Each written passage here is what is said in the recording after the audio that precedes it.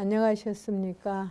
대열반경 27권 사자후 보살품입니다.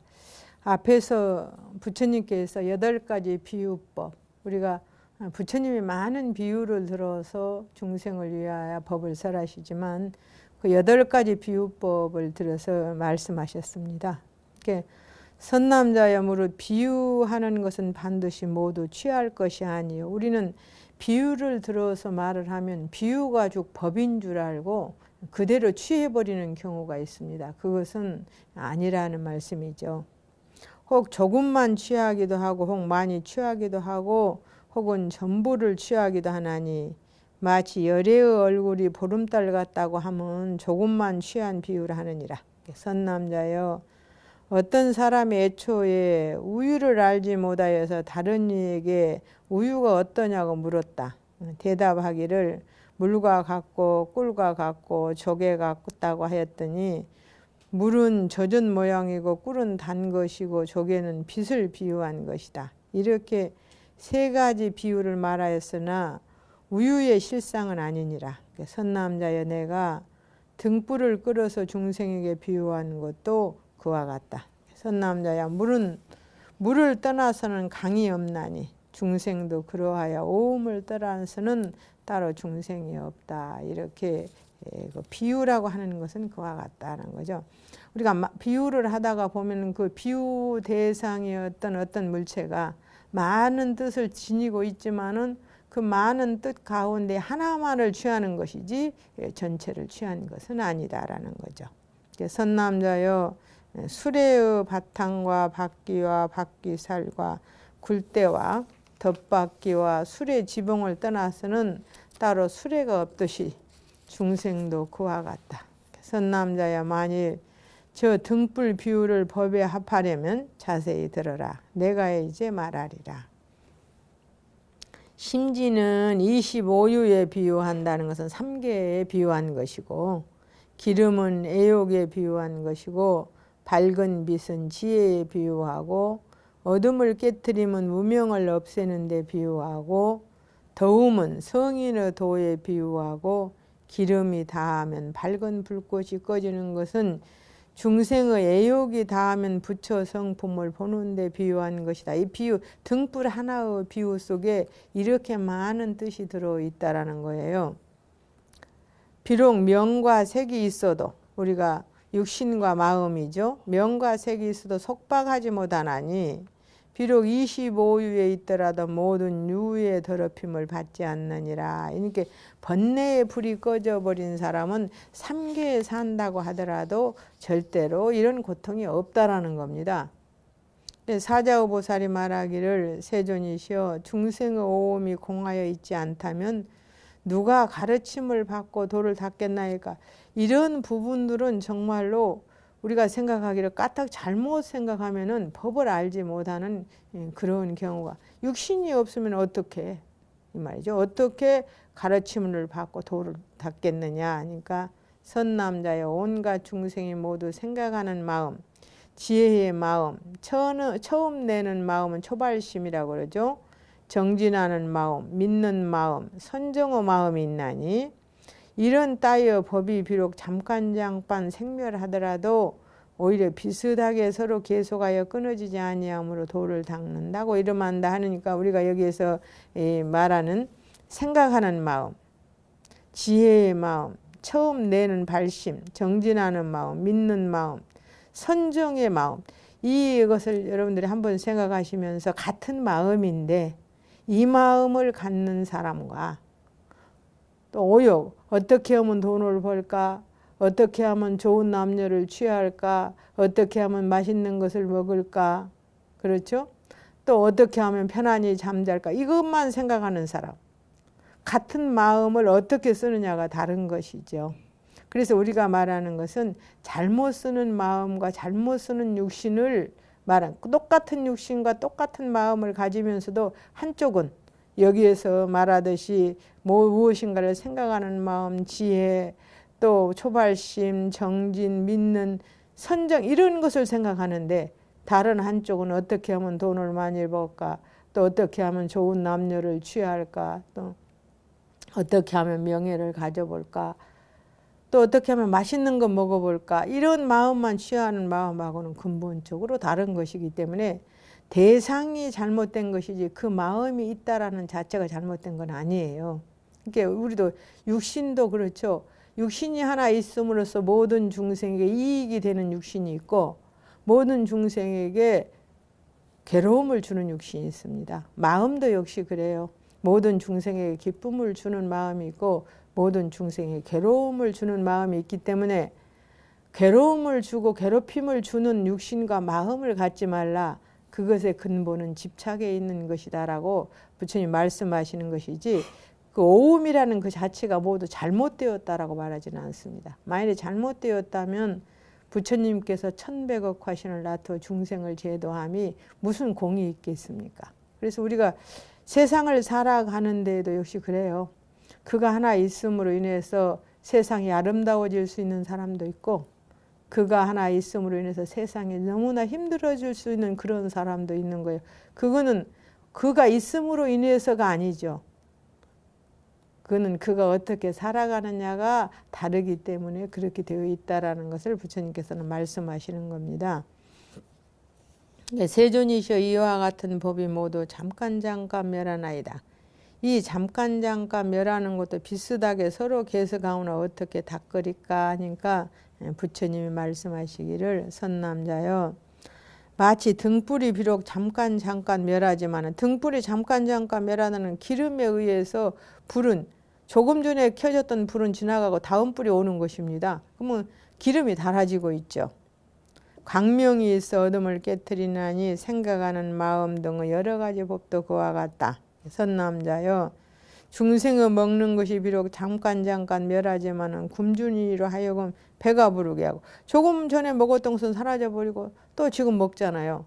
근데 그것이 사라지고 있음이 문제가 아니라 배가 부르다라는 것입니다.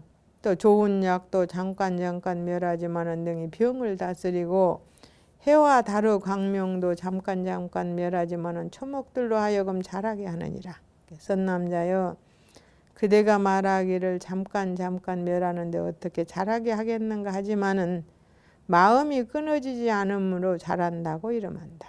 선남자여 사람이 글을 읽을 적에 읽는 귀절이나 글자가 한꺼번에 읽는 것이 아니어서 앞에 것이 중간에 이르지 못하고 중간 것이 뒤에 이르지 못하며 사람과 글자와 마음이 모두 잠깐 멸하지만은 오래오래 닦음으로 통달하게 된다.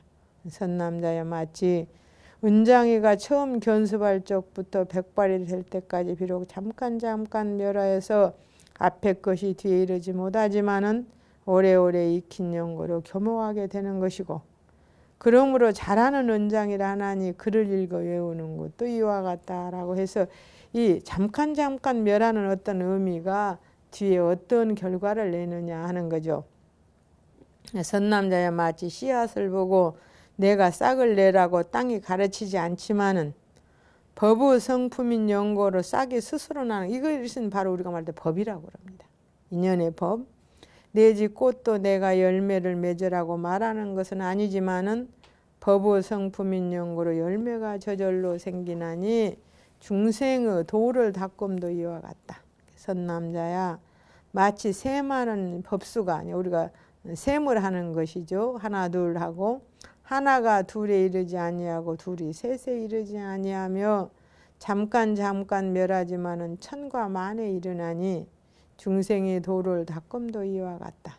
선남자여 저 등불이 잠깐 멸하거니와 처음 멸하는 불꽃이 뒤에 불꽃에게 가르치기를 내가 멸하거든 내가 나서 어둠을 깨트리라 하지 아니하더라도 선남자여 마치 송아지가 나면서 문득 젖을 찾는데 젖을 찾는 지혜는 누가 가르친 적이 없으며 비록 잠깐 멸하지만은 처음은 줄이었으나 나중은 배가 부르다.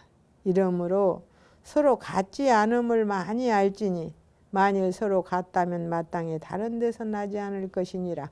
모든 차별 가운데에서 평등이 있다라는 거죠.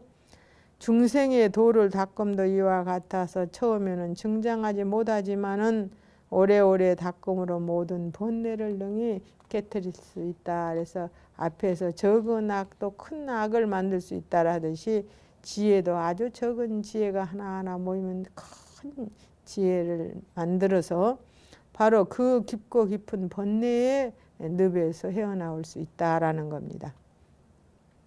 사자오보살이 말하기를 세존이시여 부처님의 말씀과 같이 수다원이 과를 중독한 뒤에는 비록 나쁜 나라에 태어나더라도 오히려 계율을 지키어 살생과 도적질, 음행, 이간하는 말과 술 마시는 일을 하지 아니한 다오니 이것은 우리가 말하는 세속오계죠. 수다원의 오음이 여기에 멸하고 나쁜 나라에 이르지 아니한다면 도를 닦는 것도 그와 같아서 나쁜 나라에 이르지 아니할 것이고 만일 서로 같다면 무슨 용고로 깨끗한 나라에 나지 않나이까. 만일 나쁜 나라의 오음은 수다원의 오음이 아니라 하면 어찌하여 나쁜 법을 짓지 아니할 수 있겠는가. 그러니까 이런 형편과 조건이 우리가 통하지 않는다라는 거죠. 그러니까 부처님 말씀하시기를 선남자여 수다원은 비록 나쁜 나라에 나더라도 수다원의 이름을 잃지 않다. 그러니까 환경에 불임을 받지 않는다는 거예요. 모든 중생은 환경이 하자는 대로 하지만은 공부를 해서 마음을 깨달은 사람은 환경에 불임을 받지 않고 그저 우리가 아무리 나쁜 것이라 하더라도 장인의 손에 들어가면 아름다운 것이 됩니다. 그러나 아무리 아름다운 것이라 하더라도 그 기술이 없는 사람의 손에 들어가면 그것은 나쁜 것이 되는 거예요. 보기 싫은 것이 되는 겁니다. 우리가 아무리 나쁜 것도 정말 장인의 손에 들어갔을 때는 정말 아름다운 보물이 되는 것을 우리가 볼 수 있는 거죠. 오음은 서로 같지 아니하니 그러므로 내가 송아지로 비유했다. 수다원은 비록 나쁜 나라에 나더라도 도력으로 말미암아 나쁜 업을 짓지 않는다. 선남자여 마치 향산에 사자왕이 있으므로 모든 새와 짐승들이 이 산에는 종족을 감추고 감히 가까이 하지 못하더니 어느 때 이 사자왕이 설산으로 갔지만은 온갖 새와 짐승들이 오히려 잊지 못하는 것처럼 이거 있다는 것은 거기에 살지 못한다는 겁니다. 수다원도 그와 같아서 비록 도를 닦지 아니하더라도 도력으로 말미암아 나쁜 일을 짓지는 않는다. 선남자여 우리가 사람도 그렇습니다. 나쁜 일 아무나 하는 거 아니에요. 착하게 살던 사람은 나쁜 경계에 부딪힌다 하더라도 거기에 유혹당하지 않습니다. 선남자의 어떤 사람이 감로를 먹었으면 감로는 비록 멸하였으나 그 세력으로 이 사람이 나지도 않고 죽지도 않느니라. 선남자여 수미산에 좋은 약이 있으니 이름이 능가리라. 사람이 먹으면 비록 잠깐 멸하나 그 약의 효력으로 고통을 느끼지 않는다. 선남자여 전륜왕이 앉은 자리에는 왕이 있지 않더라도 사람들이 가까이 가지 못하나니 왜냐하면 왕의 위력이 있는 까닭이다. 수다원도 그와 같아서 비록 나쁜 나라에 나서 도를 닦지 않더라도 도력으로 말미암아 나쁜 업을 짓지 않는다. 그래서 우리가 업이라고 하는 것 굉장히 무서운 거죠. 선업을 닦던 사람은 결코 나쁜 데에 간다 하더라도 나쁨에 물들지 않고 선남자의 어떤 중생이 과일을 얻기 위하여 종자를 심느라고 애를 많이 쓰며 거름을 주고 물을 대었지만 과일을 얻기 전에 종자까지 없어졌지만은 그래도 종자로 인하여 과일을 얻는다 이름하나니 수다원의 오음도 그와 같다. 선남자여 어떤 사람이 재산이 매우 많은데 외아들은 먼저 죽었고 그 아들의 아들이 있었으나 손자지요 다른 지방에 살았다. 그 사람이 호련히 죽음에 손자가 기별을 들고 그 재산을 모으지 찾아야 하느니라. 비록 그 재산은 자기가 모은 것은 아니지만은 그 재산을 차지하는 것을 반대할 사람이 없었다. 왜냐하면 그 내림이 같은 연곤이 수다원 오음도 그와 같다 해서 수다원가를 얻은 사람이 악도에 태어난다 하더라도 악도의 일을 하지 않는다는 거죠. 사자오보살이 말씀하시는 부처님이 이런 개성으로 말씀하셨나이다. 과거의 말이죠. 비구들이 만일에 개와 정과 해를 닦으면 그것은 언제나 물러가지 않고 대열반에 친근하게 되리라. 않고 세존이시 어떤 것이 계를 닦는 것이며 어떤 것이 정을 닦는 것이며 어떤 것이 지혜를 닦는 것이니까 해서 계정의 사막의 법을 여기서 부처님께서 어떤 것이 계요 어떤 것이 정이요 어떤 것이 해라고 하는 사막의 법을 여기에서 말씀하십니다. 우리가 불교는 계정의 사막이라 그러죠. 계행을 청정히 가지지 않으면 마음이 고요해질 수 없고 마음을 고요히 가지지 않으면 지혜가 생기지 않습니다. 지혜가 없는 자는 사물을 비추어 볼 능력이 없고 마음을 비울 능력이 없어요. 그래서 경계가 오면 경계를 따라가는 것이 바로 중생인 것은 지혜가 없기 때문입니다. 선남자여 만일 어떤 사람이 계율을 받아 지니더라도 다만 제문만 이롭게 하려고 인간이나 천상의 쾌락을 받으려 하고 모든 중생을 제도하지 않으며 위없는 정법을 보호하지 않고 자기의 이양을 위하거나 새 나쁜 갈래를 무서워하거나 생명과 색신과 힘과 편안함과 걸림없는 변제를 위하거나 국법과 나쁜 이름과 나쁜 소문이 두려워서 세간 사업만을 한다면 이렇게 계율을 가지는 것은 계를 닦는다 할 수 없느니라 해서 이 계율은 우리가 흔히 말하기를 중생은 신구의 삼업을 잘 가지는 것. 그러니까 입으로는 기어 악고 양설 망어를 하지 않고 몸으로는 살도움을 하지 않고 또 마음으로는 탐진치를 하지 않는 것이 계율이나 그것은 중생의 계율입니다. 실제의 계율은 섭선법계, 섭중생계, 섭유리계라고 해서 보살의 계율은 섭유리라고 하는 것은 앞에서 말한 신구의 삼업을 잘 다스려서 흐트러지지 않는 행동과 마음이고요. 섭중생계라고 하는 것은 중생을 제도하지 않으면은 계율을 가질 수 없다라는 것입니다. 또 섭선법계라고 하는 것은 선법을 닦지 않으면 계율을 가지는 것이 아니라는 그런 이야기죠. 그래서 이거를 삼치정계라 그래요. 세 가지의 조촐한 계율. 그래서 섭선법계, 섭중생계, 섭유르계 해서 우리가 중생을 제도하는 것도 율에 들어가고 선법을 닦는 것도 율에 들어가고 신구의 삼업을 잘 가지는 것도 율에 들어간다는 거죠. 선남자여 어떤 것을 참으로 계를 닦는다 하는가? 계율을 받아 지닐 때 모든 중생을 제도하기 위하여 바로 이런 것이 섭중생계죠. 또 정법을 보호하기 위하여 제도되지 못한 일을 제도하고 알지 못하는 일을 알게 하고 귀할 데 없는 일을 귀하게 하고 열반에 들지 못한 일을 열반에 들게 하기 위하며 이렇게 계를 닦으면서 계도 보지 않고 계의 모양도 보지 않고 계를 가지는 사람도 보지 않고 과보도 보지 않고 파괴함도 보지 아니한다면 선남자 이렇게 하는 일을 계를 갖는다고 이름한다 하는데 계를 지키겠다는 마음이 있어서 지키는 것은 참으로 지키는 게 아니에요. 어떻게 행동을 하건 계를 지키는 것이 되는 것이 바로 지키는 겁니다.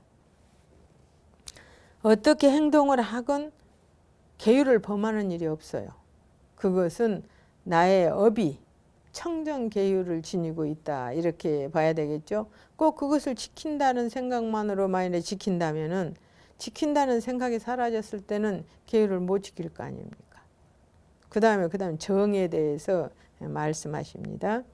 어떤 것을 삼매를 닦는다 하는가? 삼매를 닦을 때 스스로 해탈하기를 위하며 이양만을 위하고 중생을 위하지 아니하며 법을 보호하기를 위하지 아니하고 탐욕과 더러운 음식 따위의 허물을 보기 위하며 남녀의 근이나 아홉 구멍이 부정함과 소송하고 때리고 서로 살해함을 보기 위한다면 이런 일을 위하여 삼매를 닦는 이는 삼매를 닦는다고 이름하지 않느니라 해서 이것은 자기 자신의 이양만을 위해서 삼매를 닦는다는 것은 삼매가 아니다. 바로 불교는 자리이타의 종교입니다. 나에게 이로우려면 남을 이롭게 하라. 남이 이로운 그것이 바로 나를 이롭게 합니다라는 자리이타의 종교이기 때문에 우리가 그렇지 않습니까? 세상이 도둑놈이 없다면 우리는 문을 잠그고 잘 이유가 없어요. 그러면 그 도둑질을 한다는 그 하나가 얼마나 무서운 죄악을 범하고 있다라는 것. 그 수많은 사람에게 문을 잠그는 수고로움을 안겨주고 있잖아요. 이 하나만으로도 우리가 마음을 바로 한다라는 것이 얼마나 소중한 것. 또 마음을 바로 하면서도 나만이라는 그런 생각을 해서는 안 된다는 거죠. 함께 우리는 모두 화엄경에 말하듯 제망중중입니다. 무진무진이죠. 너와 내가 함께 살면서 네가 편안함으로 내가 편안한 것이고 내가 있음으로 네가 있는 것이지 내가 있고 너는 없는 것은 아닙니다. 바로 너가 있음으로 내가 있는 것이고 그죠? 우리가 살아가는데 수많은 것이 있지만은 나무가 없다면 우리가 어찌 살겠습니까? 물이 없으면 어떻게 살겠습니까? 불이 없으면 어떻게 살겠습니까? 그러면 나무나 불이나 물은 나와 똑같은 동등한 입장입니다. 우선 내가 살기 위해서 필요한 존재이고 그렇기 때문에 우리는 그 존재를 보호해야 된다는 이런 하나의 법칙이 있어요. 근데 이런 법칙을 잃어버린다면 나는 존재할 수 없다. 그래서 자리와 이타는 평등입니다. 이제 이런 부분을 부처님께서는 말씀하시는 거죠. 선남자야, 어떤 것을 참으로 삼매를 닦는다 하는가. 만일 중생을 위하여 삼매를 닦되 중생들 가운데서 평등한 마음을 얻으며 중생으로 하여금 물러가지 않는 법을 얻게 하기 위하며 중생들로 하여금 성인의 마음을 얻게 하기 위하며 중생들로 하여금 대승을 얻게 하기 위하며 이유 없는 법을 두호하기 위하며 중생들로 하여금 보리에 물러나지 않게 하기 위하며 중생들로 하여금 순응엄 삼매를 얻게 하기 위하며 중생들로 하여금 금강삼매를 얻게 하기 위하며 중생들로 하여금 다란이를 얻게 하기 위하며 중생들로 하여금 네 가지 걸림없음을 얻게 하기 사무예죠. 위함이며 중생들로 하여금 부처 성품을 보게 하기 위하여 이러한 행을 닦을 적에 삼매를 보지 아니하며 삼매라는 모양을 보지 아니하며 닦는 마음도 보지 아니하며 과보도 보지 아니하나니 선남자여 만일 능히 이렇게 한다면 이것은 삼매를 닦는다는 것이니라. 우리는 우리의 마음 가운데 어떤 것이 자리를 잡을 때 저는 그 TV에서 달인이라는 그 프로를 보면은 그 사람들은 생각 안 하고 던져도 탁탁탁 들어가더라고요. 또 생각하지 않고 썰어도 아주 정확히 똑같이 썰어지고 또 생각하지 않고 행하더라도 어느 것 하나 거기에 맞지 않는 것이 없는 것을 보고 그냥 달인이라고 하는데 그렇죠. 일부분의 달인이죠. 그러나 마음의 달인이 된 자는 어떻겠습니까? 삼라만상을 모두 그렇게 할 수 있다라는 겁니다. 또 그 다음엔 해에 대해서 개정해 사막이니까요. 어떤 것을 이름하여 지혜를 닦는다 하는가. 만일 지혜를 닦는 이가 생각하기를 내가 만일 이러한 지혜를 닦으면 해탈함을 얻어 새 나쁜 갈래에 벗어나니 이렇게 생각하면 이건 소승이라는 거예요. 우리가 소승과 대승의 다른 점이 뭐냐 물으면 소승은 그러한 경지를 얻지 자기만을 위하는 것이 소승이고 대승은 모두를 함께 하게 하는 마음 그게 바로 대승이다 이렇게 우리가 말합니다. 근데 요즘 이제 소대승도 사회법에서도 대승적인 차원에서 그런 말씀을 많이 하시대요. 누가 능히 모든 중생을 이익케 하면 누가 능히 생사하는 갈래에서 사람을 제도하리요. 부처님이 나시기 어려움이 우다한바라꽃과 같나니 참으로 온 스승. 글쎄요, 이 세상에 수많은 법이 있지만 생사를 말하는 법은 없습니다. 죽고 사는 것을 말하는 법은 없어요. 오직 그것은 부처님만이 하시는 것이고 부처님만이 하시는 것입니다. 생사의 법을 이야기하는 것. 중생이 그렇게 죽음을 두려워하면서도 죽음을 해결할 수 있는 법을 말하는 자가 이 지구가 생긴 일에 누가 있었던가 하면 부처님만이 죽음을 해결할 수 있는 법을 말씀하셨어요. 내가 이제 번뇌의 결박을 끊고 해탈을 얻으리라. 그러함으로 내가 마땅히 부지런히 지혜를 닦아 빨리 번뇌를 끊고 해탈을 얻으리라 하야 이렇게 닦는 이는 지혜를 닦는다 이름하지 못한다. 자리만을 위해서 한다면 그것은 참으로 온 지혜가 아니다. 그런 이야기입니다. 어떤 것을 이름하여 지혜를 닦는다 하는가.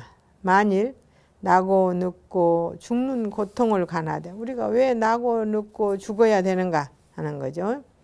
모든 중생들은 무명에 덮이어서 이유 없는 바른도를 닦을 줄을 알지 못하나니 나의 이 몸으로 중생들을 대신하여 이 큰 고통 받기를 원하며 중생들의 빈궁, 미천, 파괴하는 마음과 탐욕, 성내는 것과 어리석은 죄업이 모두 나의 한 몸에 모이기를 원하며 중생들이 탐욕으로 취함을 내지 아니하여 명과 색, 명은 마음이요 색은 몸이죠. 명과 색의 속박이 되지 아니함을 원하며 중생들을 일찍이 생사를 벗어나고 나의 한 몸이 그 자리에 처하여 싫어하지 아니하기를 원하며 모든 중생들의 고통을 내가 대신 받고 모든 중생들은 편안한 해탈의 경지에 이르게 해야겠다라는 그런 원력이죠. 이렇게 닦을 때에 지혜를 보지 아니하고 지혜의 모양도 보지 아니하고 당론이도 보지 아니하고 과보도 보지 아니하고 이것을 이름하여 지혜를 닦는다 할 것이다. 선남자여 이렇게 개정해를 닦으면 보살이라 이름할 것이요 이렇게 개정해를 닦지 못하면 그때는 성문. 성문과 보살의 차이가 바로 이런 것이다 라는 겁니다. 성문과 보살이 어떻게 다른가 이런 거죠. 또 선남자여 계율에 대해서 말씀하십니다. 어떤 것을 다시 이름하여 계를 닦는다 하겠는가. 모든 중생이 16가지 나쁜 유리를 깨뜨릴 것이니 악한 건 16가지야. 지금 뒤에 그 16가지를 부처님께서 하나씩 말씀하실 것입니다.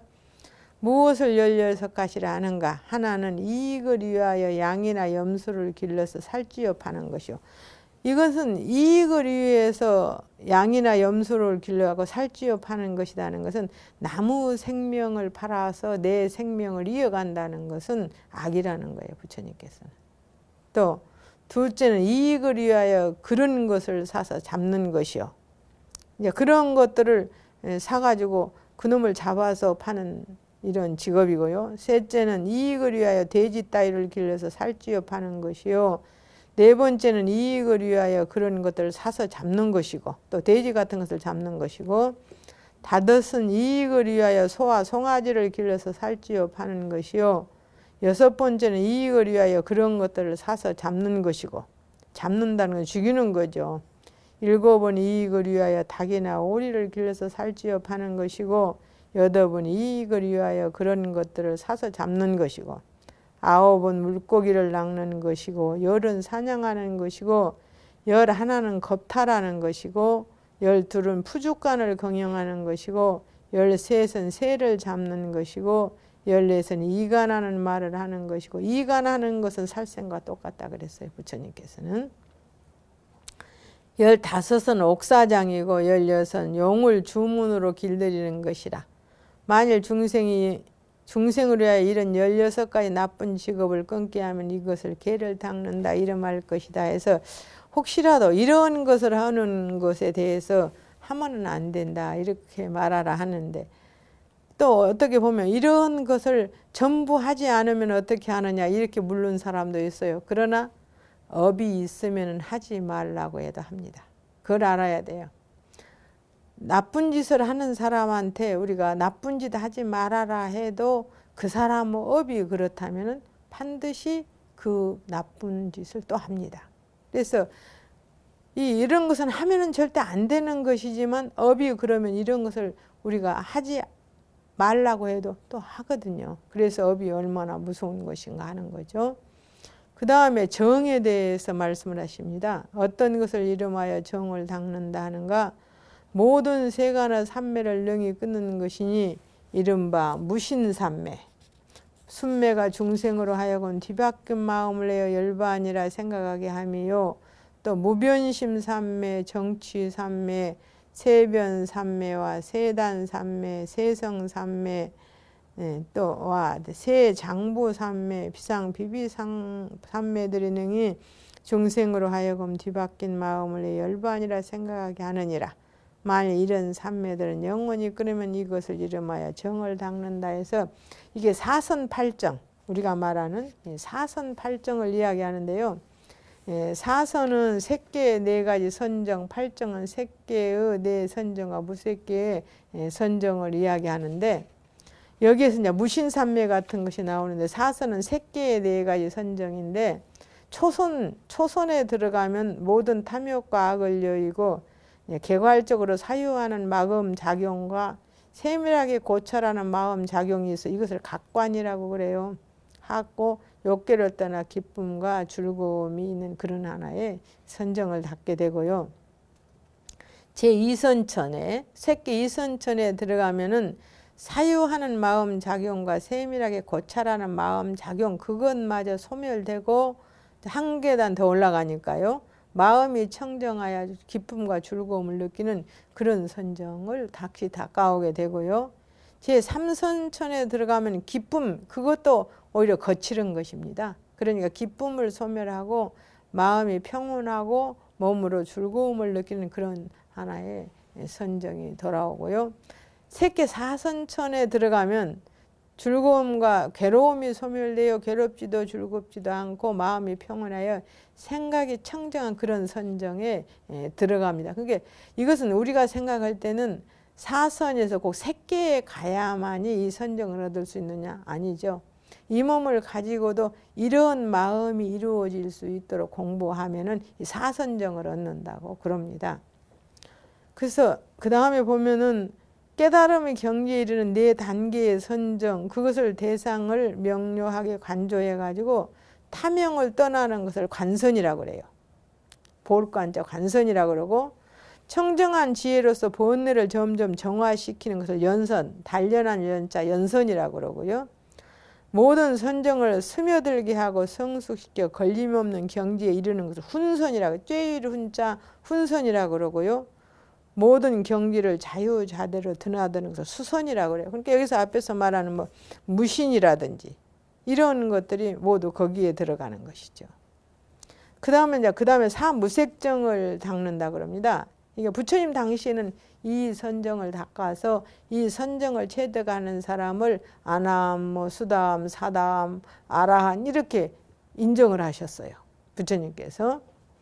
사무색정이라는 것은 무색계의 네 가지 선정인데, 이제 공무변처정이라고 해서 허공을 무한하다고 주시하는 선정. 이제는 사물 따위는 그 대상이 아니니까 자유로우니까 허공을 무한하다고 주시하는 그런 선정이 있고, 그 허공은 바로 어디에서냐? 마음에서 나왔거든요.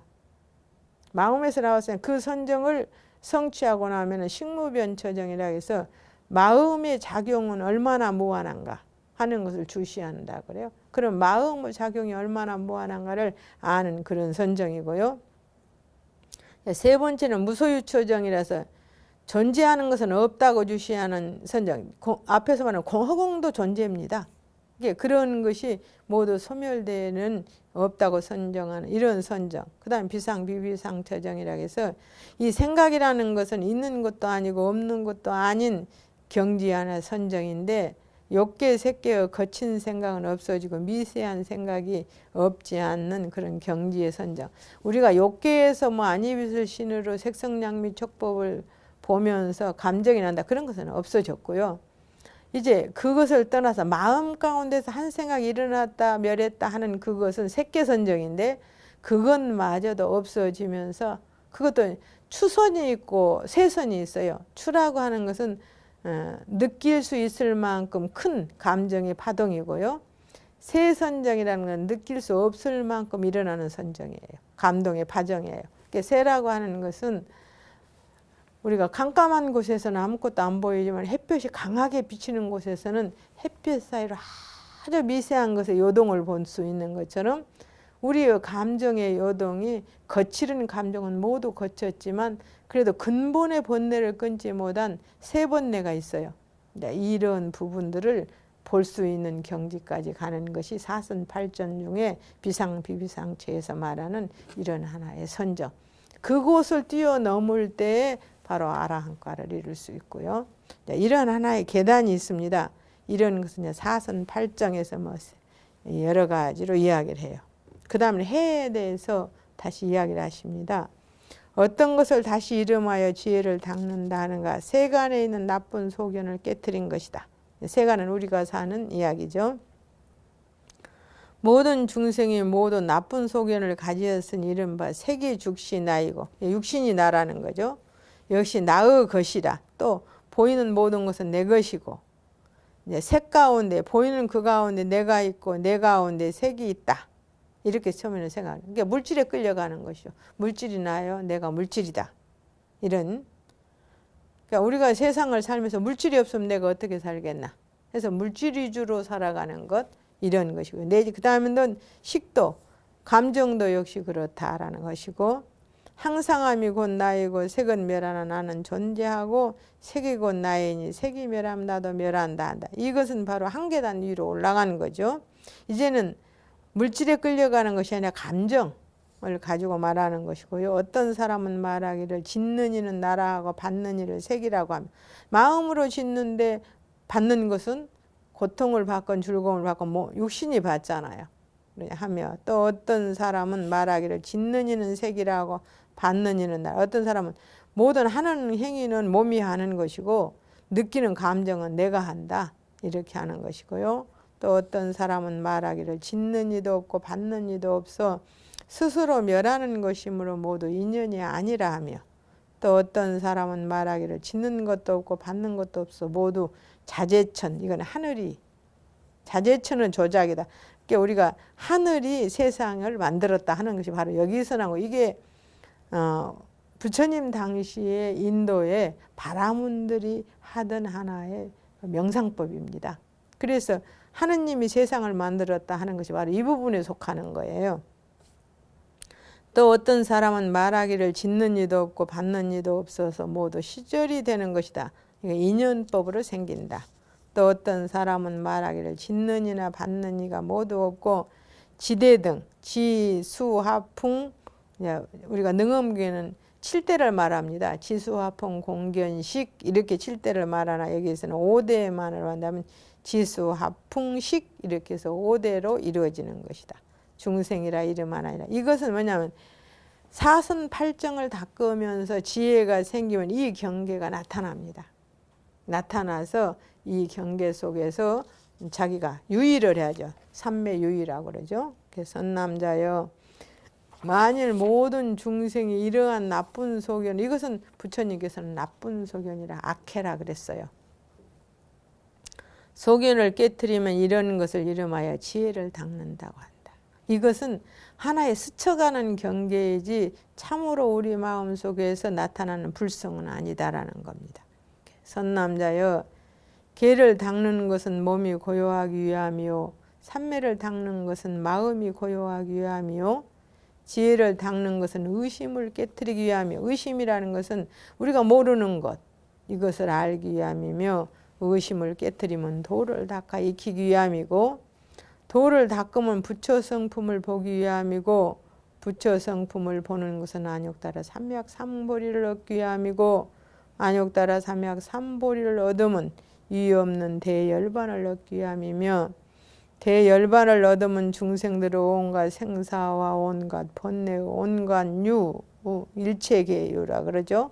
유와 삼계를 이야기하는 겁니다. 온갖 계와 온갖 제는 법을 끊기 위함이, 법은 반드시 인연법입니다. 인연으로 모인 것은 반드시 흩어지게 돼 있어요. 생사를 끊고 내지 모든 죄를 끊는 것도 항상하고 즐겁고 나이고 깨끗한 법을 얻기 위함이라. 이런 모든 공부는 열반의 상락과정을 얻기 위함이다라는 거예요. 사자오보살이 말씀하시기를, 세존이시여, 부처님의 말씀과 같이 만일 나지도 않고 없어지도 않는 것을 대열반이라 이름한다면 나는 것도 그러하여 나지도 않고 없어지도 않거늘 어찌하여 열반이라고 이름하나이까 하니까, 선남자여 그러하니라. 그대가 말한 것처럼 나는 것이 비록 나지 않고 없어지지도 않으나 처음과 나중은 있다. 그죠? 우리가 생각도 그러죠. 그 모양이 없는 것이나 처음 생각과 나중의 생각이 있습니다. 세존이시여, 이 생사하는 법도 처음과 나중이 없나이다. 만일 처음과 나중이 없다면 항상하다 이름할 것이고, 항상하면 곧 열반인데 어찌하여 생사를 이름하여 열반이라 하지 않나이까 하니까, 선남자여, 생사하는 법은 이게 바로 아주 중요한 법이죠. 생사하는 법은 모두 인과 가가 있어. 반드시 그 처음에 씨앗이 있다면 반드시 열리는 거죠. 인과 가가 있으므로 열반이라 이름하지 못하느니라. 왜냐하면 열반의 자체에는 인도 과도 없어. 여일하다는 거죠. 사자후보살이 말하기를 세존이시여 열반에도 인과 가가 있는 것이다. 부처님이 말씀하시기를 인을 따라서 천상에 나고 인을 따라서 나쁜 갈래에 나고 인을 따라서 열반하나니 그러므로 모두 인이 있느니라 하였었고, 과거에 부처님이 이런 말씀을 하셨다 이 말이죠. 부처님이 예전에 비구들에게 말씀하시기를 내가 이제 사문의 도가를 말하리라. 사문이라 하면 계정해를 갖추어 닦는 것이요, 도라 하면 8가지 성인의 8정도요, 사문에 가는 열반이라고 그런 말씀을 옛날에 하셨습니다. 세존이시여 열반이 이러하옵고는 어찌하여 과가 아니오이까. 어찌하여 말씀하시기를 열반의 자체는 인도 가도 없다고 하나이까. 이렇게 묻습니다. 그러니까 부처님께서 말씀하시기를 선남자야 내가 말한 바 열반의 인이라 하면 부처 성품을 말한 것인데, 우리가 항상 법을 볼 때는 최상용 3대 성상, 이것을 가려볼 줄 알아야 됩니다. 그것을 가려볼 줄 모르면은 법을 볼 수가 없어요. 그리고 법보와 삼신의 이치를 알아야 되면 바로 되는 거예요. 열반의 인이라면 부처 성품을 말한 것인데, 부처 성품의 자성은 열반을 내지 아니하나니, 그러면 왜 부처 성품 자체가 바로 열반이지만은 열반을 내지 아니하니 그러므로 말하기를 열반은 인이 없다는 것이며, 능히 번뇌를 깨트림으로 대과라 하는데 도로부터 나는 것이 아니므로 과가 없다나니 그러므로 열반은 인도 없고 과도 없다느니라. 이 부분을 우리가 조금 제가 설명을 부연하면은, 눈이 아픈 자는 허공에 꽃이 핍니다. 그것을 공화라 그러죠. 그러면 허공에 꽃이 있다고 해야 되겠습니까? 없다고 해야 되겠습니까? 그것은 있는 것도 아니고 없는 것도 아닙니다. 눈이 아픈 자에게는 분명히 있으나 눈이 아프지 않는 자에게는 없어요. 그래서 그것을 인이라고 과라고도 할 수 없는 것이죠. 눈이 아프다는 것은 번뇌가 있는 자에게는 분명히 꽃이 있습니다.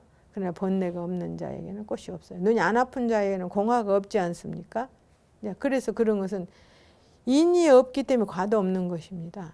눈이 안 아픈데 공화가 있다 하더라도 우리는 모든 것들은 화는 반드시 열매를 맺는다 하는데, 공화를 한번 보면 거기는 인도 없고 과도 없다.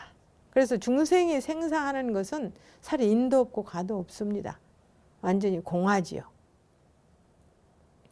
사자후보살이 말씀하시기를 세존이시여 중생의 부처 성품 모두 함께 가졌나이까? 이렇게 말하니까 각각 가졌나이까? 함께 가졌다면 한 사람이 안욕 따라 삼약 삼보리를 얻을 때 모든 중생들도 함께 얻어야 할 것이다. 똑같다면 이 말이고요.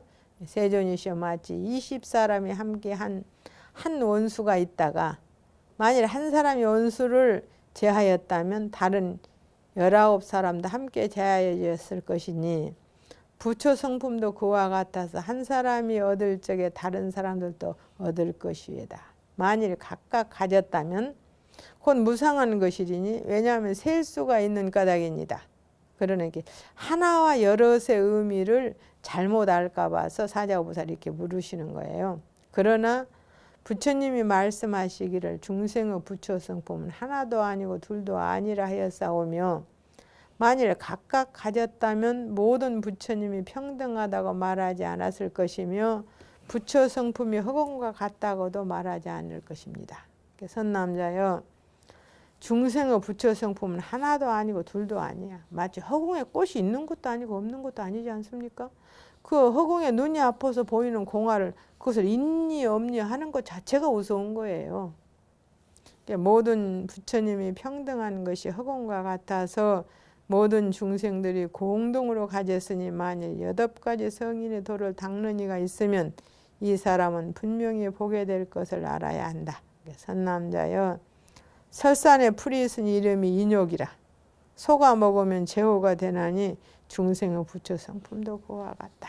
그래서 누군 어떤 소든지 이 인욕이라는 풀을 먹으면은 다 부처가 된다는 거죠. 그거와 같이 앞에서 말한 팔정도를 닦으면 누구나 다 부처가 된다는 거예요.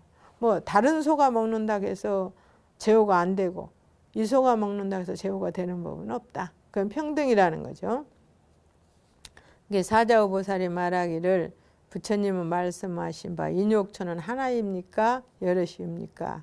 만일 하나라면 소가 먹으면 끝날 것이고 여럿이라면 어떻게 말하기를 중생의 부처 성품도 이와 같다 하시나이까? 부처님 말씀과 같이 8가지 성인의 도를 닦는 이는 부처 성품을 보리라 하시나 이치가 그렇지 않나이다. 왜냐하면 도가 만일 하나라면 인욕초와 같아서 끝남이 있을 것이고 만일 끝난다면 한 사람이 닦고 나면 다른 이는 닦을 분이 없을 것이며 도가 만일 여럿이라면 어찌하여 말하기를 구조각에 닦더라도 살바야 지혜라고는 이름하지 못한다 하니까 이름은 살바야 지혜라는 최상의 지혜라는 뜻이거든요. 최상의 지혜는 안육따라 삼약 삼몰이라는 이야기입니다. 이 부분은 방편에 걸리면 법을 알 수 없다라는 뜻이에요. 그러니까 부처님은 방편으로 이런 말씀을 하시니까 방편에 걸려버립니다. 그러면 실제로 어떻습니까? 이정표를 보고서 그것이 길이라고 생각한다면 안 되죠. 이정표는 길을 갈 때 그렇게 가라는 것이지 방편에 걸려버리면 이렇게 되는 겁니다. 그래서 부처님은 앞에서 비유는 쭉 방편이거든요. 비유가 8가지 비유를 쓰시는 것을 말씀하셨고 비유가 아니면 진리로 갈 수가 없습니다. 마치 어떻습니까? 우리가 이정표가 없으면 길을 찾아가지 못하는 것과 같은 거죠. 선남자에 마치 평탄한 큰 길에 모든 중생들이 모두 그 위로 다니지만은 장애아리가 없으며 그 중간에 나무가 있어 그늘이 매우 서늘하여서 오고 가는 사람들이 수레를 멈추고 그 아래서 쉬어가거니와 그 나무 그늘은 항상 있어서 옮아가지 아니하며 없어지지도 아니하고 가지고 가는 사람도 없나니 길은 성인의 도에 비유하고 그늘은 부처 성품에 비유한다. 바로 이런 것이다라는 거예요. 선남자의 어떤 큰 성의 문이 하나뿐인데 여러 사람이 드나들지만은 아무도 막으리가 없고 파괴하거나 망그러지거나 가지고 가리도 없다. 선남자의 마치 다리는 사람마다 다니는 데라 막을 사람도 없고 파괴하거나 가지고 가리도 없는 것과 같다. 선남자여 용한 의원이 여러 사람의 병을 모두 치료하거든 아무도 의원을 제지하여 이 병을 다스리고 저 병은 버리라고 할 사람이 없나니 성인의 도와 부처 성품도 그와 같다. 이렇게 사자우보살이 말씀하시기를 세존이시여 끌어대시는 여러 가지 비유가 그렇지 않나이다. 왜냐하면 앞에 가던 사람이 길이 있으면 뒷사람에게 방해가 되거늘 길에 있으면 뒷사람에게 방해가 되거든 어찌하여 장애하리가 없다나이까. 다른 비유도 그러하오니 성인의 도와 부처 성품이 그와 같다면 한 사람도 닦을 때 다른 이에게는 방해가 될 것이다. 선남자여 그대의 말은 이치가 맞지 아니하니라.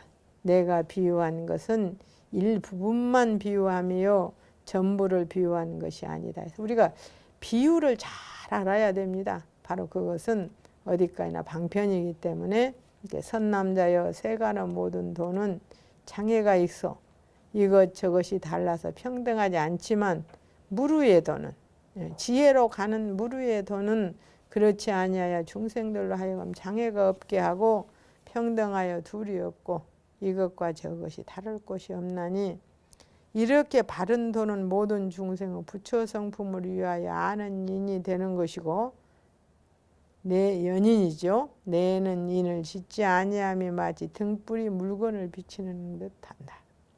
선남자여 모든 중생이 모두 무명의 인으로 행을 반연하여 주나니 그죠? 우리가 얼마나 얻었느냐에 따라서 그대로 행하는 거예요. 또 얼마나 박느냐에 따라서 그대로 행하고 그대로 인식하는 것이죠. 한 사람의 무명이 행을 반연하여 주면 다른 이는 그러한 분이 없다고 말하지 못할 것이니라. 모든 중생이 다 무명의 인이 있어서 행을 반전하여 주므로 아는 대로 행한다는 거죠.